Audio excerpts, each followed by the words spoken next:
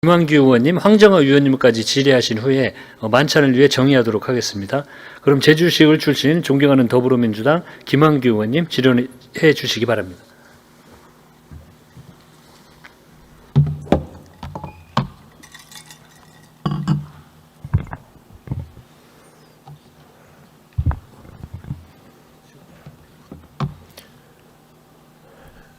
네, 경제부총님께 질의드리겠습니다. 네. 오늘 많은 분들이 질의를 하셨는데 2024년 결산 결과를 보면 가장 큰 문제는 대규모의 세수 결손이 아닌가 싶습니다.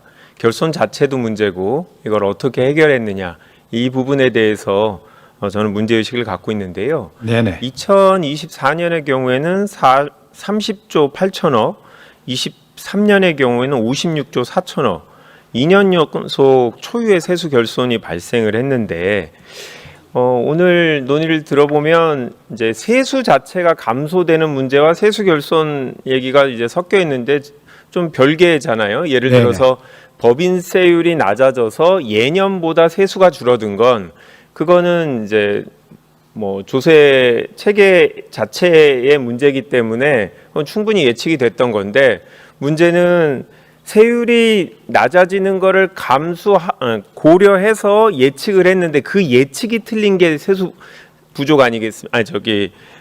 세수 결손 아니겠습니까? 네, 세수 결손 부분은 이제 세율 자체보다는요, 그 경기 예측이라든지. 그렇죠. 예. 그래서 지금 경기 예측 얘기하셨는데 그러면 세수 결손은 뭐 매년 있었는데 제가 봤을 땐 뭐 최근 20년 자료만 보면 비슷한 정도의 규모도 없습니다. 압도적으로 지난 2년 동안 세수 결손 금액이 컸었는데요. 특별히 지난 2년 동안 그렇게 금액이 큰 이유는 뭐라고 판단하고 계십니까? 예, 그래서 지금 56조 4천억하고 30조 8천억이라고 해서 거의 한 90조 정도가 2년에 이렇게 발생한 건데요. 그 부분은 결국은 우리 그 경기가 좋지 않다 보니까 생각했던 것보다도 이제 세수가 더 적게 들어오는 이제 그런 식. 그런데 이제 경기가 안 좋을 거라는 건 누구나 다 예측했는데 그 생각했던 것보다 더 안 좋았다라는 것 자체가 일단 여기서부터 잘못한 거죠. 일반인들과 달리 기재부에서는 세수 예측을 경기 변동 예측을 정확하게 해야 되는 게 이 지금 세수 예측 모델 자체의 적절성에 대한 얘기 아니겠습니까? 그러니까 경기가 안 좋다고 해서 세수가 줄어드는 거를 더 넘어서 예상보다 훨씬 더 많이 줄었다라고 하는 것은 예측 자체를 잘못했으니 그러면 예측하는 방식 자체가 잘못됐거나 아니면 의도적으로 우리가 세수가 줄어들 거라는 거를 알리기 싫어서 그렇게 낙관적으로 예측했거나 아니면 정말 예측할 수 없던 아주 이례적인 일이 2024년에 벌어졌거나 전 2024년에 그렇게 우리나라만 특수한 상황이 벌어지진 않았다고 생각합니다. 그래서 앞에 두 가지 요소 중에 하나인데 그 부분에 대해서는 뒤에 다시 좀 말씀을 드리고요.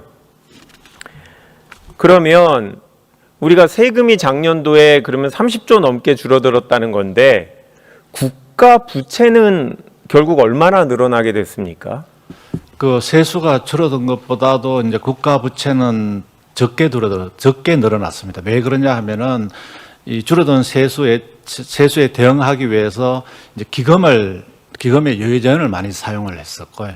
그러다 보니까 기금의 여유자원이 쓰는 만큼 그 국가 채무 증가가 줄어들고 그래서 그 국가 채무는 우리가 당초 예상했던 것보다는 좀 떨어지고 그런 상황. 아닙니다. 그거는 저 예측의 문제가 아니고요. 정부가 결정을 그렇게 한 거죠. 그러니까 세수가 30조가 부족했다라고 하면 방식은 돈을 더 끌어오거나 아니면 덜 쓰거나 두 가지 방식 아닙니까? 아니면 뭐 섞어 쓰거나 그래야 되는데 경기가 어려운 거 아닙니까? 그래서 세수가 부족했던 거. 그러면 저희는 어려울수록 더 많이 써야 되는데 예상했던 것만큼도 안 쓰는 건 되게 문제다라고 작년부터 계속 비판을 했던 거고요. 그렇다고 하면 부족하면 부채를 만들어서 국가 부채를 늘려서라도 대응을 했어야 되는데 정부가 그거보다는 어떻게든 지출을 줄이는 방식으로 무리하게 했다라고 저는 생각하는 아닙니다. 거고요. 그렇지는 않고요. 아니요, 저 질문을 드리겠습니다. 이제 기금 운용 전용 문제도 얘기했는데 장관님도 기재부 출신이니까 기금 운용을 하는 방식은 공자기금을 활용하는 건 예전부터 계속 해왔던 거죠. 네. 근데 너무 그게 문제의식이 없게 말씀하시는 것 같아요. 저는 그게 그냥 정부가 이 주머니에 있는 거 저 주머니에 왔다 갔다 하는 건데 뭐가 문제냐라는 식으로 기재부가 작년에도 대응 방안 발표했고 부총리께서도 지금 그런 톤으로 얘기하시는 것 같은데 아닙니다. 저는 그렇게 생각하지 않습니다. 제가 설명을 좀 국가재정법상 설명하시지 말고 답변을 해주시면 됩니다. 국가재정법상 기금은 어떤 목적으로 만드는 겁니까? 기금은 그 기금별로 다 그 고유한 목적이 있습니다. 그렇죠. 특정한 목적이라고 법엔 표현을 하죠. 네. 그래서 신축적으로 운영할 필요가 있을 때 설치하는 거 아닙니까? 네. 그런데 이렇게 기금을 그때그때 정부가 이 뭐 예탁 방식으로 가져왔다가 돌려놨다가 이렇게 하면 정상적으로 국민들한테 있는 그대로의 국가 부채 상황을 보여주지 않는다라고 생각하고요. 네. 이 부분보다 저는 제가 지적하고 싶었던 건 다른 부분인데 계속 말씀을 하셔갖고 못했습니다. 지자체의 경우에 저는 이제 지역구가 지방인데요. 작년의 경우에 11월 말 12월 초쯤에 지방세하고 지방교육재정 교부금이 줄어드는 액수가 정해졌습니다. 네.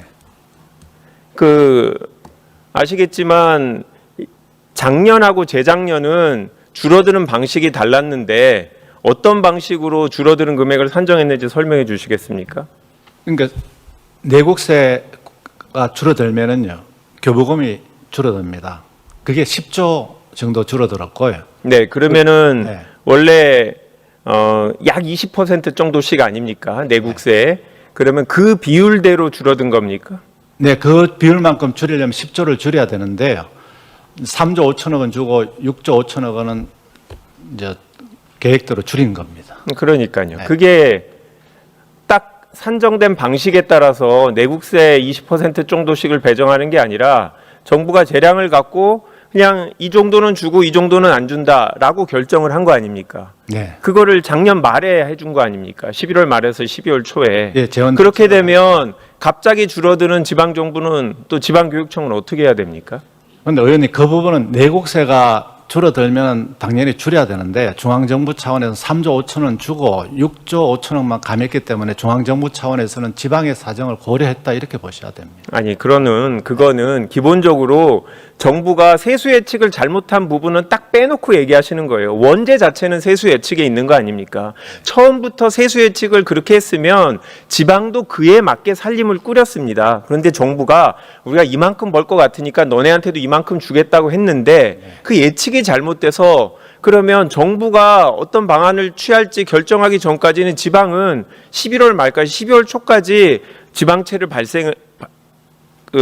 새로 발행을 해야 되는지 아니면 추경을 해야 되는지 못 정하고 어떤 금액을 줄여야 되는지 정하지 못하는 거 아닙니까? 네, 그래서 제 말씀은 이렇게 세수를 정확하게 예측하지 못하는 게 정부 입장에서는 간단하게 그 지방에 얼마씩 줄이면 되고 아니 10조 다 줄여야 되는데 3조 5천억 안 줄였으면 고마운 줄 알아야지 이런 태도로 이제 기재부가 일을 하기 때문에 지방은 예측하지 못하는 상황이 초래된다는 겁니다.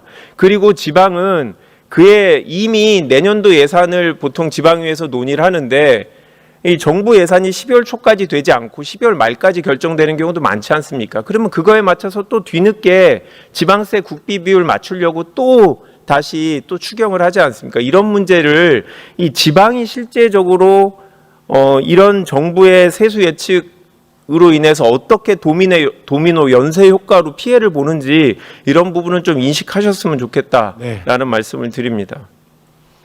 감사원장님. 매년 5월에 국가 결산 심사에 대해서 감사원도 보고서를 발표하지 않습니까? 네. 제가 지금 말씀드린 2024년도 결산 자체가 제가 봤을 때 세수 예측이 제대로 되지 못한 데서 발생한 문제가 크다고 하는데